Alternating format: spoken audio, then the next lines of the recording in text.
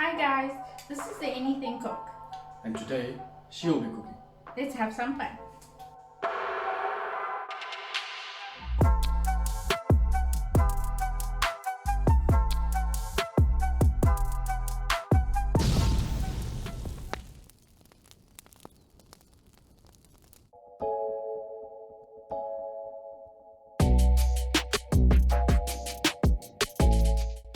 Hi everyone, welcome back to our channel. I'm Kashmira.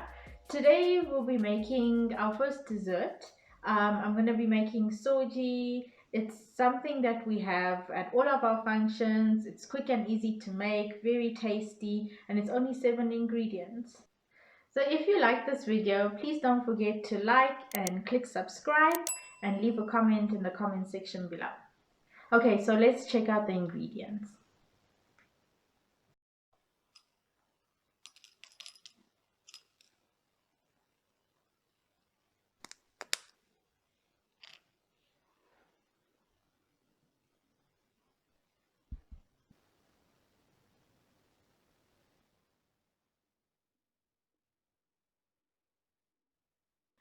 Okay, so for this recipe, we're going to need about a liter of milk, some semolina,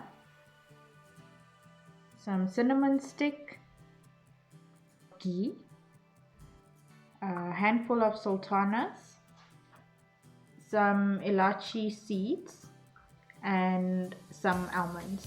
So the almonds, they can be crushed, chopped, or even flaked, whatever you prefer.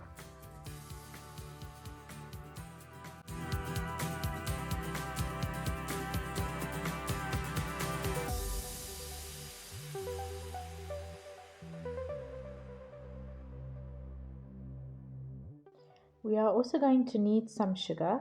Here I've got treacle sugar. This just adds a nice flavor to the soji. If you don't have treacle sugar, you can use normal sugar or even brown sugar.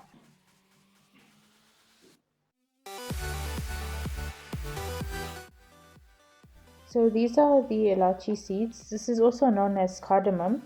So what we're going to do is, this is the pod. So you just open up the pod and then inside are the seeds. You can actually purchase the seeds and the powder, but the powder is not as potent in flavor as the seeds. So it's better to buy the seeds or the pods and take out the seeds and then crush it yourself. Okay, this is what the seeds look like. So now I'm just going to crush the seeds and make a powder. So we'll need about a level teaspoon of the powder.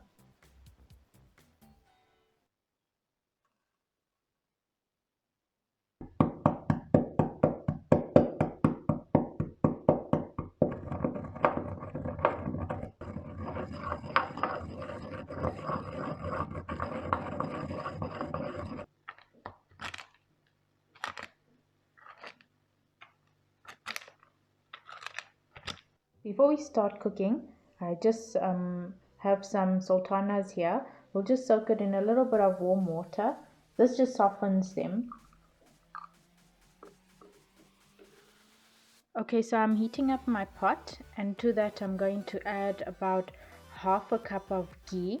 So you can add 1 cup of ghee for 1 cup of semolina, but that's a bit rich. So you can add 3/4 cups or even half a cup of ghee, and you just let that melt. And then to that you just add 1 cinnamon stick. So what you have to do is just wait until the cinnamon becomes fragrant in the ghee and you can smell the aroma, and then you'll know we are ready to add the semolina. So just let it sit for a minute or so. Okay, so the ghee is now melted and fragrant. I'm going to add 1 cup of semolina. I'm just gonna stir that in.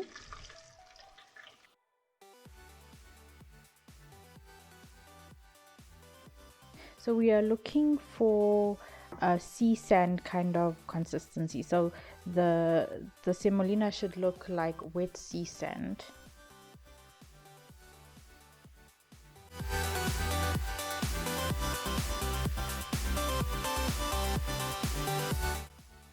So the trick to having a nice tasty soji is to let it toast and braise until it's slightly brown, and that gives it a nice nutty flavor.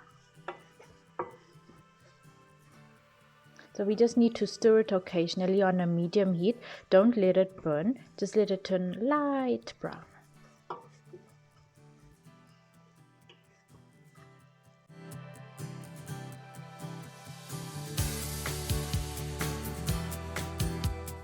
Okay, so the soji is starting to turn light brown. At this point, I'm going to add the pre-soaked sultanas I have.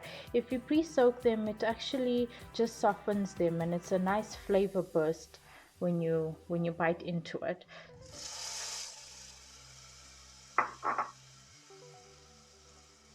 Let's just give it a stir.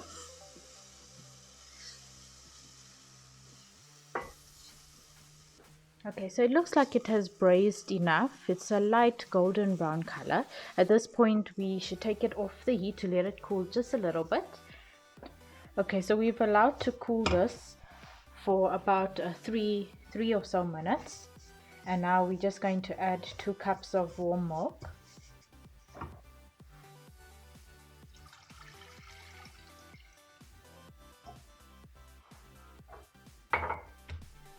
So the reason why we put warm milk is so that when we stir it and put it back on the stove, the soji doesn't clump up. So we're just going to stir it, and then we'll put it back on the heat for another 2 or so minutes, and then we'll take it off again.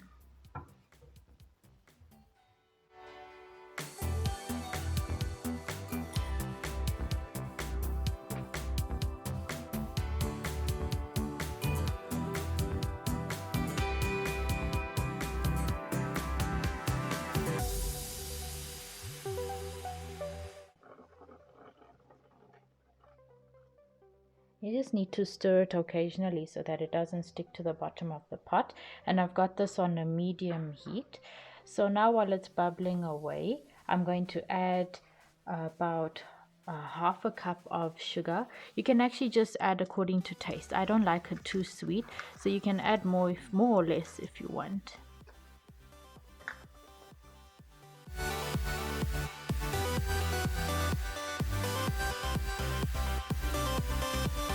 So I've added treacle sugar. You can use brown sugar or caramel sugar or even normal granulated sugar, but I find that the treacle sugar adds a different nutty kind of taste and a nice color to the soji.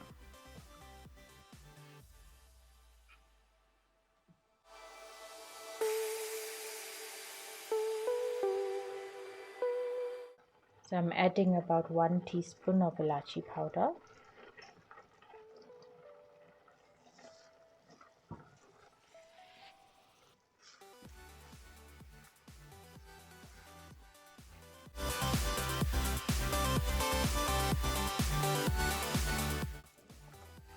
I'm also just adding some chopped almonds. So you can also add pistachios. Pistachios go very nice with the almonds as well.